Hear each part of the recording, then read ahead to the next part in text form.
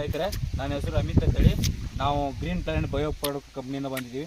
ಇಲ್ಲಿ ನಮ್ಮೊಬ್ಬ ರೈತರು ನಮ್ಮ ಗ್ರೀನ್ ಪ್ಲಾನೆಟ್ ಬಯೋ ಪ್ರಾಡಕ್ಟ್ ಆದ ಗ್ರೀನ್ ಪ್ರಾಡಕ್ಟ್ನ ಯೂಸ್ ಮಾಡಿದ್ದಾರೆ. ಸೊ ಇವು ಯಾವ ಪ್ರಾಡಕ್ಟ್ ಯೂಸ್ ಮಾಡಿದ್ದಾರೆ ಮತ್ತು ಯಾವ ಪ್ಲಾಟ್ಗೆ ಯೂಸ್ ಮಾಡಿದ್ದಾರೆ ಅಂತ ಕೇಳೋಣ ಬನ್ನಿ. ನಮಸ್ಕಾರ.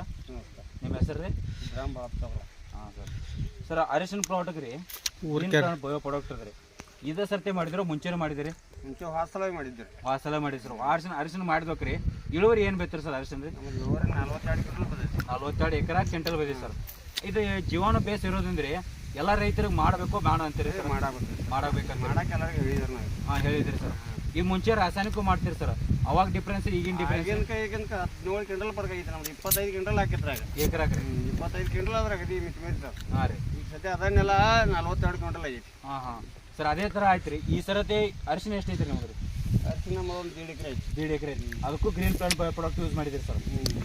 Okay sir. ಈಗ ಹೆಂಗಿದೆ ಸರ್ ಅರಿಶಿನ ಹೆಂಗಿದೆ ಸರ್? ನಮ್ದು ವಾಸಲ ಈ ಸಲ ನೋಡ್ರಿ, ವಾಸಲಕ್ಕಿಂತ ಹೆಚ್ಚು ಇಳುವರಿ ಕಾಂತೈತಿ ಸರ್. ಒಂದು ರೋಗ ರುಚಿರಿ ಏನೇನು ಕೇಳಂಗಿಲ್ಲ. ಕರ್ಪ ಅಂತದ್ದು ಏನೋ ಬಂದೈತಿ? ಇಲ್ಲ, ರೋಗ ಇಲ್ಲ, ರುಚಿ ಇಲ್ಲ, ಯಾವುದೋ ಒಂದು ನಾವು ಅಂಗಡಿಯಂತೂ ಒಂದು ಸ್ಪ್ರೇ ಮಾಡಿಲ್ರಿ. ಟೋಟಲ್ ನಮ್ಮ ಗ್ರೀನ್ ಪ್ಲಾಂಟ್ ಕಂಪನಿಯವ್ರದ ಮಾಡಿದಿರಿ ಅಲ್ಲ ಸರ್? ಅದಕ್ಕಿಂತ ನಾವೇ ನಮ್ಮ ಭೂಮಿ ಪವರ್ ಎಲ್ಲ ಭೂಮಿ ಪವರ್ ಹೋಗಿದ್ದೇವೆ, ಬಡ್ಯಾಗ ಭೂಮಿ ಪವರ್ ಹೋಗಿದ್ದೇವೆ ರೀ. ಹಾಂ ರೀ.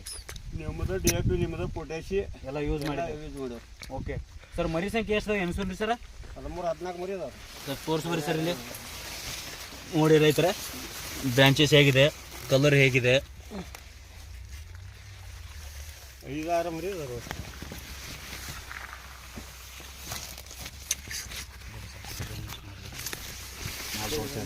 ಎಲ್ಲ ಕಡೆ ತೋರಿಸಿ.